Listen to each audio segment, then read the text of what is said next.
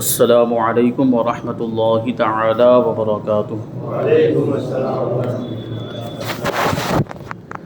نحمده ونصلي ونسلم على رسوله الكريم اما بعد فاعوذ بالله من الشیطان الرجیم بسم اللہ الرحمن الرحیم ان اللہ وملائکته یصلون علی النبی یا ایہا الذین آمنوا صلوا علیہ وسلموا تسلیما اللہم صل علی سیدنا ومولانا محمد معدن الجود والکرم وآلہ الکرام وابنہ الکریم وبارک وسلم صلاۃ وسلاما علیک یا رسول اللہ صلی اللہ تعالی علیہ وسلم۔ سورہ بقرہ آیت نمبر 153 کی تفسیر ہے۔ بڑی مشہور و معروف آیتیں ہیں جو ہم عام طور پر سماعت کرتے رہتے ہیں، نمازوں میں بھی سنتے رہتے ہیں۔ اللہ تبارک و تعالیٰ ارشاد فرماتا ہے یا ایھا الذین آمنوا استعینوا بالصبر والصلاۃ ان اللہ مع الصابرین، اے ایمان والو صبر اور نماز سے مدد مانگو، بے شک اللہ صبر کرنے والوں کے ساتھ ہے۔ تو بڑی ہی پیاری آیت کریمہ ہے اور اس میں بہت ہی سمجھیں آپ کے زندگی کا فلسفہ بیان کر دیا گیا ہے۔ تو فرماتے ہیں کہ اس سے پہلے والی آیتوں میں ذکر اور شکر کا بیان ہوا کہ میرا ذکر کرو میں تمہارا ذکر کروں گا، شکر ادا کرو ناشکری مت کرو، تو شکر کا اور ذکر کا بیان ہوا۔ اور اس آیت میں صبر اور نماز کا ذکر کیا جا رہا ہے، کیونکہ نماز ذکر اللہ اور صبر و شکر پر ہی مسلمان کی زندگی کامل ہوتی ہے۔ ایک مسلمان اور ایمان والے کی زندگی میں یہ چاروں چیزیں بہت زیادہ ضروری ہیں۔ نماز چونکہ اللہ تبارک و تعالیٰ کی عبادت کا سب سے بہترین ذریعہ ہے، افضل العبادات اور اہم الفرائض ہے نماز، اور ذکر اللہ یعنی اللہ کا ذکر کرتے رہنا تو یہ بھی بہت اہم چیز ہے، اس کی وجہ سے بھی بہت سی کامیابیاں ملتی ہیں۔ اور صبر و شکر کا مطلب مصیبت آئے تو صبر کرنا اور نعمت ملے تو اللہ کا شکر ادا کرنا۔ تو یہ جو چار چیزیں ہیں مسلمان کی زندگی کے اندر، یہ چار چیزیں پائی جائیں تو وہ اس کی زندگی کامیاب ہو جاتی ہے۔ اس آیت میں فرمایا گیا کہ صبر اور نماز سے مدد مانگو۔ صبر سے مدد طلب کرنا یہ ہے کہ عبادات کی ادائیگی، گناہوں سے رکنے اور نفسانی خواہشات کو پورا نہ کرنے پر صبر کیا جائے۔ ظاہر سی بات ہے نماز ہم ادا کریں گے، اللہ تبارک و تعالیٰ کی عبادت کریں گے تو اس میں بھی صبر کی ضرورت ہوتی ہے، یعنی وقت نکالنا پڑتا ہے اور اس کے لیے بہت اہتمام کرنا پڑتا ہے اور کچھ قربانیاں بھی دینی پڑتی ہے، کاروبار چھوڑنا پڑتا ہے اور اہل و عیال کو بھی مطلب اس وقت ان سے الگ ہو جانا پڑتا ہے اور بہت ساری چیزوں کو چھوڑنا پڑتا ہے، تو یہ بھی صبر میں آئے گا۔ گناہوں سے رکنا ہے، خواہشات کی پیروی نہیں کرنا، نفسانی خواہشات سے دور ہو جانا، تو یہ بھی صبر میں آتا ہے۔ یہ صبر سے مدد طلب کرنا ہوا۔ اور نماز چونکہ تمام عبادات کی اصل اور اہل ایمان کی معراج ہے اور صبر کرنے میں بہترین معاون اور مددگار ہے۔ نماز صبر کرنے میں مددگار، اس لیے اس سے بھی مدد طلب کرنے کا حکم دیا گیا۔ اور ان دونوں کا بطور خاص اس لیے ذکر کیا گیا کہ بدن پر باطنی اعمال میں سب سے زیادہ سخت صبر ہے اور ظاہری اعمال میں سب سے زیادہ مشکل نماز ہے، کیونکہ صبر کا تعلق باطن سے ہوتا ہے، آدمی دل سے صبر کرے گا اور اس کا تعلق اندر سے، یعنی جسم کے اعضاء سے اس کو کچھ کرنا نہیں پڑتا صبر کے اندر، بس اس کو ایک ذہن بنانا پڑتا ہے کہ مجھے اس سے رکنا ہے، گناہ سے رکنا ہے، نفسانی خواہشات کو پورا نہیں کرنا ہے، تو یہ سوچ ہوتی ہے صرف، تو اس کا تعلق باطن سے ہے۔ تو باطن پر یعنی اندرونی معاملات جو ہوتے ہیں باطنی اعمال، اس پر یہ گراں گزرتا ہے صبر کرنا، یہ بھاری ہوتا ہے، مشکل ہوتا ہے۔ اور اسی طرح ظاہری اعمال میں سب سے زیادہ مشکل کون سی چیز ہے؟ نماز، کیونکہ نماز کے اندر دیکھیے آپ رکوع بھی کرنا پڑتا ہے، سجدہ بھی کرنا پڑتا ہے، قیام ہے، اقامہ ہے، یہ سارے جو ہے کہ ارکان اس کے ادا کرنے پڑتے ہیں، تو یہ مشکل ہے ظاہری اعمال کے اعتبار سے۔ تو اس لیے خاص طور پر ان دونوں چیزوں کا ذکر کیا، ورنہ عبادتیں ان کے علاوہ بھی اور بہت سی ہیں۔ حضور سید عالم صلی اللہ علیہ وسلم بھی نماز سے مدد چاہتے تھے، جیسا کہ حضرت حذیفہ رضی اللہ تعالیٰ عنہ فرماتے ہیں نبی کریم صلی اللہ علیہ وسلم کو جب کوئی سخت مہم پیش آتی یعنی کوئی اہم کام پیش آ جاتا تو آپ صلی اللہ علیہ وسلم نماز میں مشغول ہو جاتے تھے۔ جیسے جنگوں کے موقع پر اکثر و بیشتر واقعات میں آپ نے سنا ہوگا کہ کسی جنگ پر تشریف لے جانے سے پہلے حضور پاک صلی اللہ علیہ وسلم مسجد نبوی میں تشریف لے جاتے تھے، وہاں نماز ادا کرتے تھے، پھر جنگ کے لیے تشریف لے جاتے تھے۔ تو یہ نماز سے مدد طلب کرنا ہوا۔ اور فرماتے اسی طرح نماز استسقاء اور نماز حاجت بھی نماز سے مدد چاہنے کی صورت ہے۔ نماز استسقاء کا کیا مطلب ہوتا ہے؟ بارش نہیں ہوتی ہے تو بارش طلب کرنے کے لیے جو نماز پڑھی جاتی ہے اس کو نماز استسقاء کہا جاتا ہے، اور استسقاء کا مطلب یہ ہوتا ہے پانی طلب کرنا، بارش طلب کرنا۔ تو یہ نماز استسقاء کہ نماز کے ذریعے سے ہم مدد طلب کر رہے ہیں۔ اور نماز حاجت کا مطلب یہ ہوتا ہے کہ وہ نماز پڑھنے کے بعد آدمی اپنی حاجت اللہ کی بارگاہ میں پیش کرتا ہے اور اس نماز کے ذریعے سے مدد طلب کرتا ہے۔ اب آگے اللہ تبارک و تعالیٰ ارشاد فرماتا ہے ان اللہ مع الصابرین، کہ اللہ صبر کرنے والوں کے ساتھ ہے۔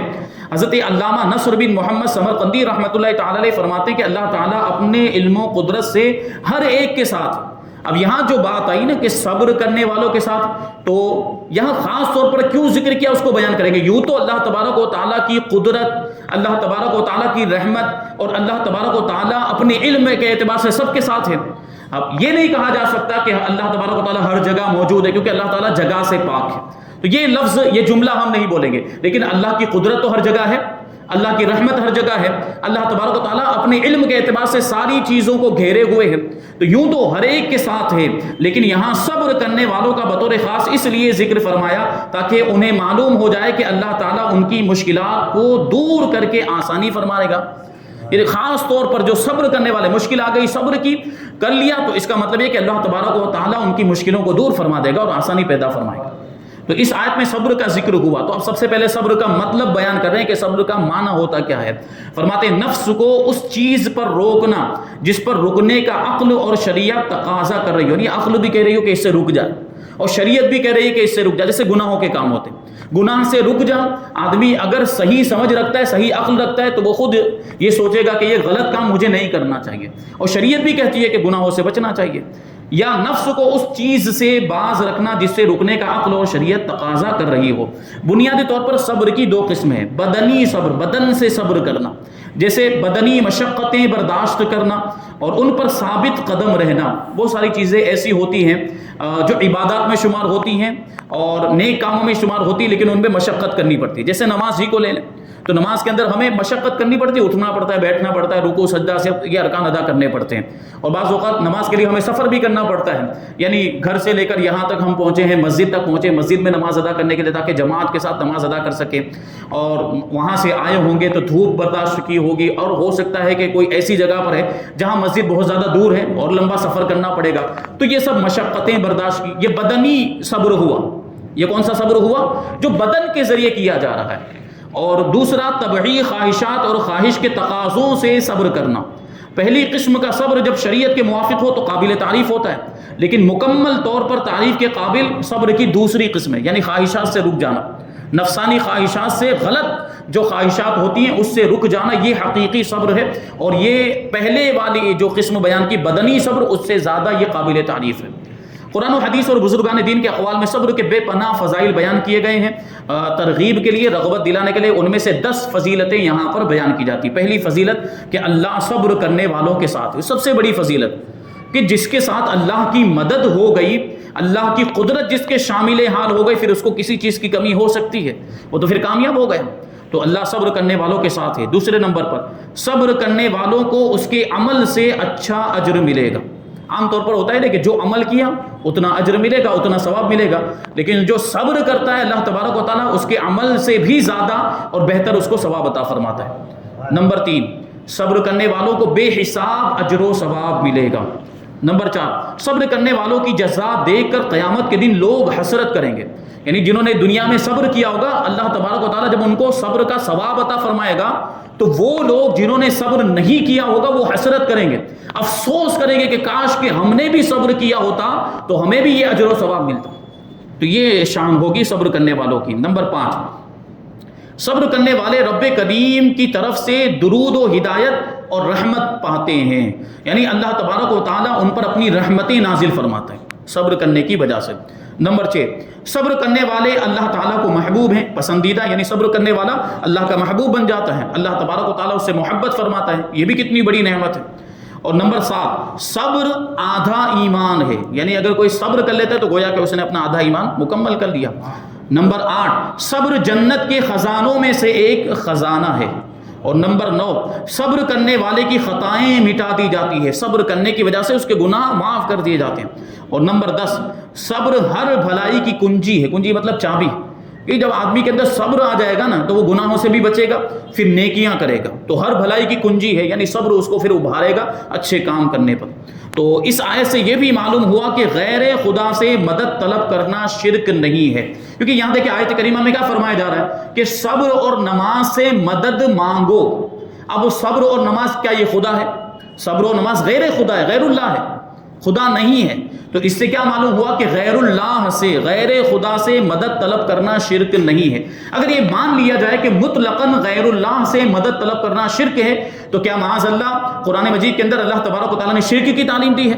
اور اللہ تبارک و تعالیٰ شرک کی تعلیم دے ہی نہیں سکتا، وہ تو معبود برحق ہے۔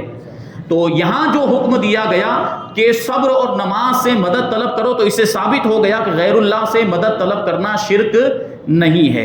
اعلیٰ حضرت امام احمد رضا خاں علیہ رحمت و رضوان فرماتے ہیں کہ خدا را انصاف، اگر آیہ کریمہ ایاک نستعین میں مطلق استعانت کا ذات الہی جل وعلا میں حصر مقصود ہو تو کیا صرف انبیاء علیہم السلام ہی سے استعانت شرک ہوگی؟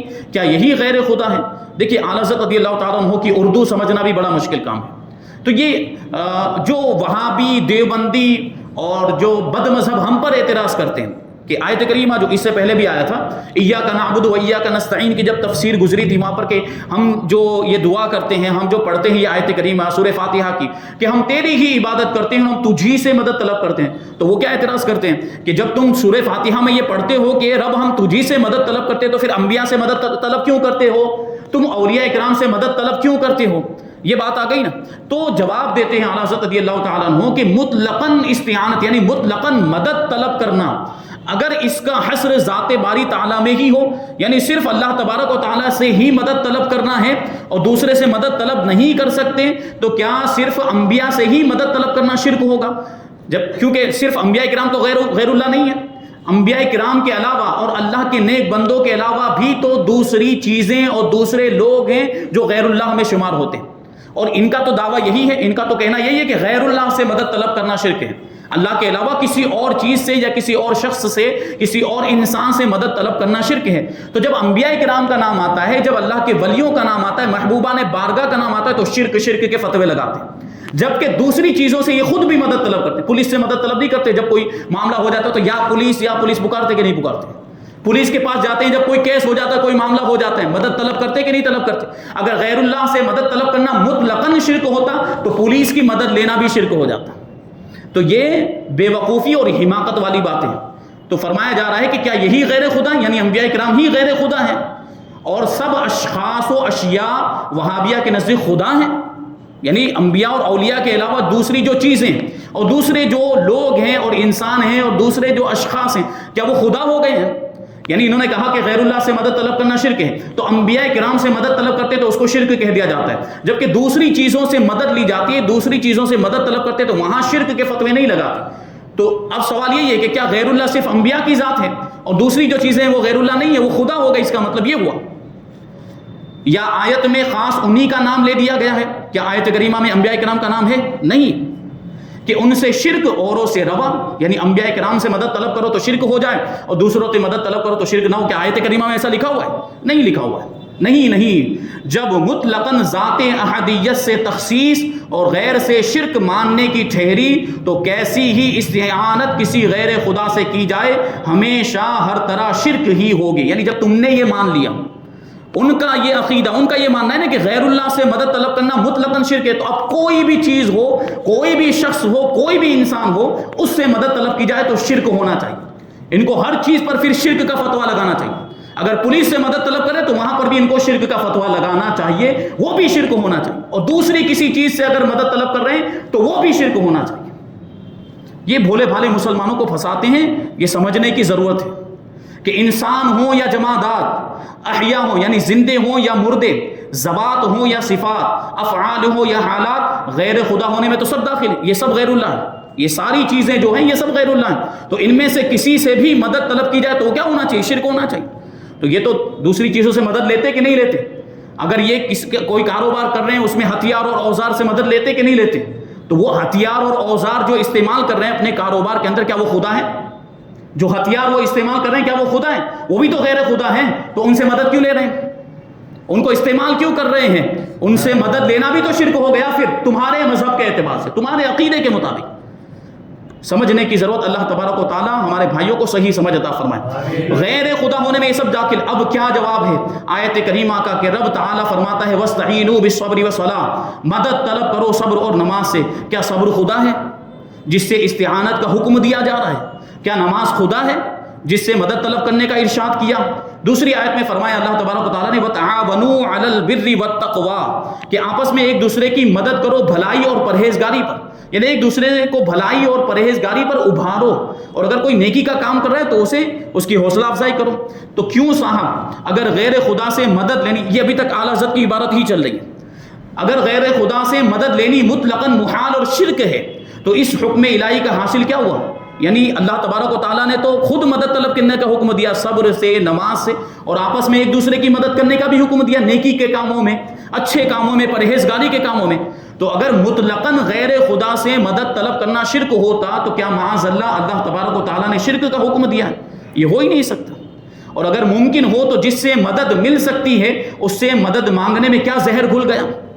جس سے مدد، ہم تو یہی سوچتے ہیں، ہمارا تو عقیدہ یہی ہے کہ انبیاء کرام اور اولیاء کرام کو اللہ تبارک و تعالیٰ نے مدد کرنے کی طاقت عطا فرمائی ہے، ان سے مدد مل سکتی ہے، وہ مدد کر سکتے ہیں۔ اسی طرح صبر سے بھی مدد حاصل کی جا سکتی ہے، نماز بھی مدد کر سکتی ہے، اور اللہ تبارک و تعالیٰ نے اسی لیے حکم دیا جب نماز سے مدد مل سکتی ہے، صبر سے مدد مل سکتی ہے، وہ غیر خدا ہونے کے باوجود، اور انبیاء کرام اور اولیاء کرام کو بھی اللہ نے طاقت عطا فرمائی ہے، تو ان سے بھی اگر مدد طلب کی جائے تو یہ کوئی شرک نہیں ہوتا۔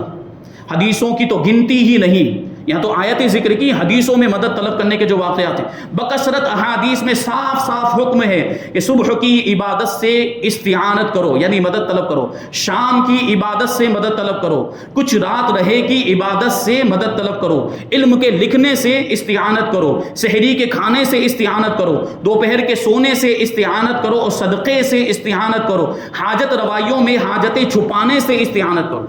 اگر غیر اللہ سے مدد طلب کرنا مطلقاً شرک ہو جاتا تو کیا حدیثوں میں بھی پھر شرک کی تعلیم دی گئی؟ دیکھیں یہاں یہ ساری چیزیں غیر خدا ہیں کہ نہیں؟